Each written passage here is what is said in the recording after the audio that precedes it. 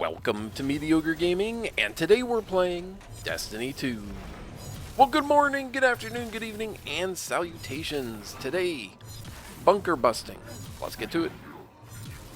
So the Seraph bunkers need to be cleared out on a daily basis in order to do some interactions. And don't forget that after the weekly reset, then we'll have the exotic quest for the Fourth Horseman, which is the returning exotic shotgun. Now, it won't have Return to Sender like it did in D1, but if you've never had it, then it'll be completely new no matter what. Now, bunkers are unusual in that this time around you have to clear them out daily or nearly daily because there are a lot of interactions that you just can't do if you haven't cleared out the bunker already. So like your daily planetary resources, your upgrades, all those things you cannot do unless you've cleared it out. Now you can buy the upgrade and get that cleared out for you, so you don't have to do the footwork yourself. Now what you can do while the bunker is offline is that you can pick up bounties, and you should pick up bounties prior to doing the bunker buster. And depending on how many upgrades you have for the bunker, it'll make this bunker buster mission all the easier.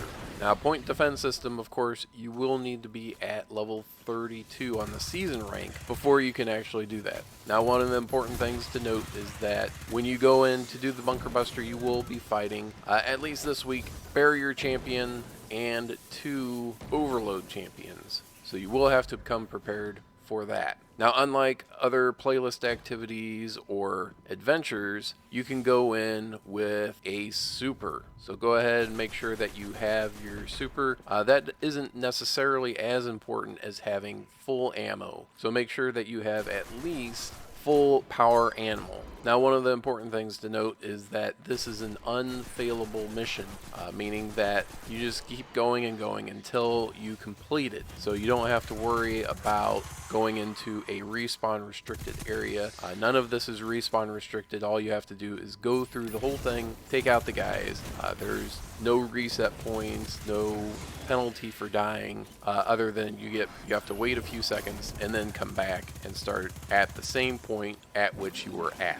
So the enemies that you killed, they're still gone. You haven't lost any progress by dying.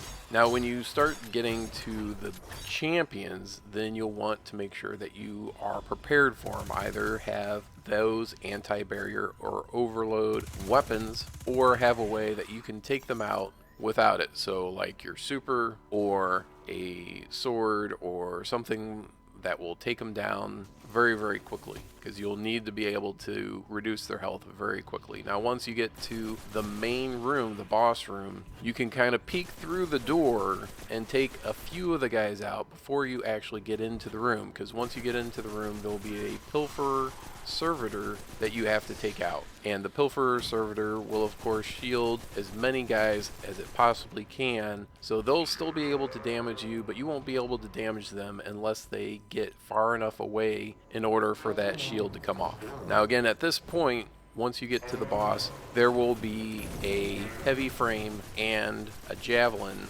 assuming you have those upgrades unlocked for the bunker. Now if you don't, you'll just have to be able to use your abilities and your weapons in order to take these guys out. Now once you do enough damage to the boss, he'll move to the back of the room and the final champions will come out. Now once you take out the boss and all the champions and everyone that is in the room, then you'll be able to reset the bunker and you'll get some rewards. You'll get some glimmer, you might get some planetary resources, you might get a piece of armor, you might even get a few war mine bits. But this is all RNG, so what you get is highly dependent upon your playthrough. Now both the heavy frame and the javelin have a cooldown, so you can't constantly spawn them. You have to wait for a certain amount of time, about 20 seconds in between spawns. So if you want to be completely prepared, make sure that you have the weapons that will take care of those champions. So overload champions require overload rounds, and barrier champions require anti-barrier rounds. So of course you're looking at a sidearm or a submachine gun for those barriers, and then overload, you're looking at either sidearm, hand cannon, auto rifle. Now, if they do switch it out between weeks and add in an unstoppable, then of course you'll want a hand cannon. But that's it. Hope you enjoyed this video.